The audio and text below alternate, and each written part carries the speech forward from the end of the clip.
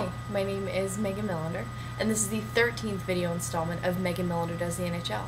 Western Conference standings have changed tonight as the battle for a playoff spot heats up. Flames came out on top of the Wings today 4-2 to seal that 8th seed in the Western Conference, although they still only are a point behind Detroit.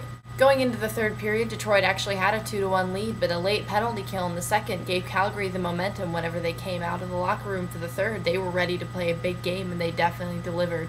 They showed Detroit that they wanted that 8th spot, and they earned it tonight. Iginla and Bourque got two quick ones in the third period to tie it up for Calgary and then to take the lead, and then Higgins got the empty netter, which sealed the win for Calgary, and it was his first goal as a Flame. Between Calgary and Detroit, both teams are stacked with very talented players. Going into this, I knew it would be anybody's game. On one hand, you've got Calgary, who just recently acquired Steve Staios and Alesh Kotelik, both two very talented players.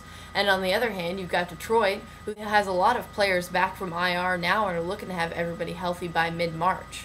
As far as goaltending goes, I'd like to say that with Mika Kiprusoff on one end and Jimmy Howard on the other, it was a pretty even matchup. Two teams that I wouldn't consider an even matchup tonight were the Boston Bruins and Toronto Maple Leafs. Toronto actually came out on top over Boston in an overtime win, which for me as a Sabres fan is a good thing because it actually curbs the race for the top of the division for Boston. The last game I wanted to talk about tonight was the Edmonton Oilers and the Ottawa Senators. Going into this game, I did want to see the Edmonton Oilers win, not only because I typically root for the underdog and I dislike the Ottawa Senators, but a win for the Senators puts them 2 points closer to being tied with Buffalo for the Northeast Division, which they are right now, but since we have played less games, we still top the Northeast and we're still third in the Eastern Conference. Edmonton came out real strong in the first tonight. They didn't look like the underdog team, it looked like an even matchup. They played strong in the first, pretty solid in the second, and it's almost like they went to the locker room in the second intermission. They were like, look guys, we've played really well against a great team. Let's give them this one. I mean, we've gone out there, we've embarrassed them enough, Delorier's played solid.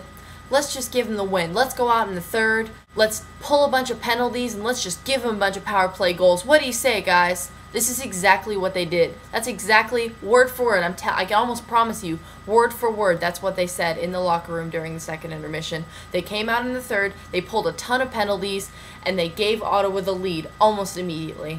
Edmonton by no means has a bad team, but it wasn't the same team that came out on the ice in the first than it was in the third. The win for the Ottawa Senators tonight snapped a 3-game losing streak and puts them 2 points closer to the top of the Northeastern Division. I look forward to the Dallas Stars-Buffalo Sabres game tomorrow night, not only because I live in Dallas and I'm a Buffalo Sabres fan, but if Turco can stay as hot as he has been lately, this is anybody's game. Of course, when I say hot for Marty Turco, it means he's going to play very solid for 2 games for the Stars, then he's going to get a ceremony and a cool new watch, and he's going to be streaky for the next couple weeks. In other news across the league tonight, Savard didn't play for the Boston Bruins tonight. Last I heard, he was still very drowsy, wanted to sleep, and just straight up wasn't feeling very well. I'm looking forward to see what the league has to say about the rule changes for next year as far as physical play and hits to the head. There isn't much they can change about it, but as far as hits to the head goes, they can change how it's disciplined.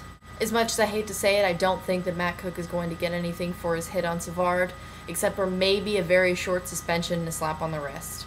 Though tonight was a big night across the league and there were a lot of games, I am running out of time. But until next time, my name is Megan Millender, and I just did the NHL.